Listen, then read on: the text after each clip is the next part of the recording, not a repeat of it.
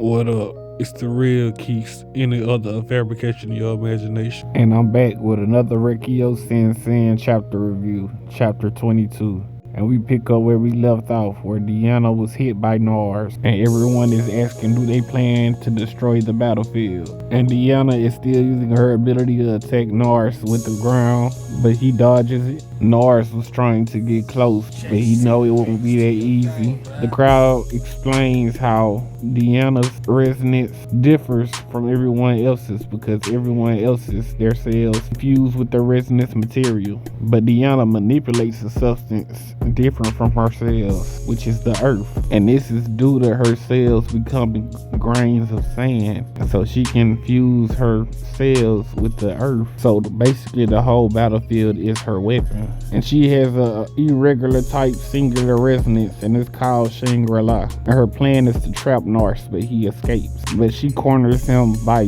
going over the rock, and they have a clash. She used her foot and he blocked it with his sword. And then she touches the ground and make it give away by turning it into a sandy state. And we find out that her boots are actually a special weapon that extract the maximum from her abilities while minimizing physical strain. And she thinks Nars is gonna destroy every wall that she create. And her best tactic for it was to just harden the walls more and more. Even with her maximum hardening, Nars was still able to cut through it. And there isn't anything special about his saber. And he is just physically strong. And his resonance type is Apex Predator, and it's called Crosshair of Shambhala.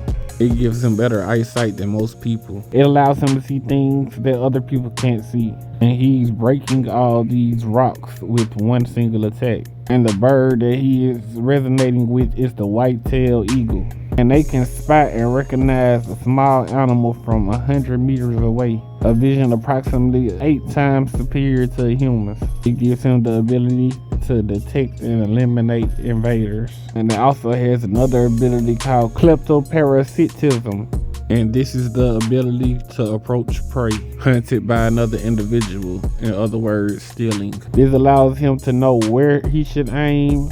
How can he cause the maximum destruction with the minimal number of attacks? How can he effectively corner his opponent, all without unnecessary energy expenditure? He waits, observes, and analyzes the situation, and attacks at the right moment.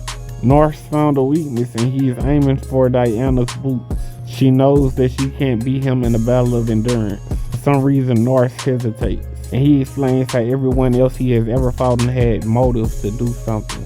But for some reason, he doesn't feel any type of motive coming from Diana. She tells him not to underestimate her, but he goes on to say that she is inexperienced in real battles, and it will make sense her being a saint. She says she does have a reason to fight, and it seems like he is getting in her head because she is getting kinda upset. Then we go into Nars's backstory. We see that Nars was actually a good guy.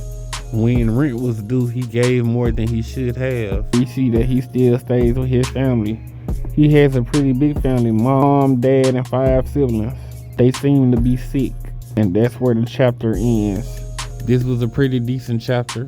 We got to see both of their abilities and they both got explained. But in my opinion, Nars has the most lackluster ability so far, just being able to see good compared to people having biological abilities, being able to create storms. They even say his resonance level isn't even that high. He just has physical strength, and his weapon doesn't even do anything compared to her boots. But maybe next chapter they dive into his ability a little more. He might have other things that he can do, but he is for sure winning this fight at the moment.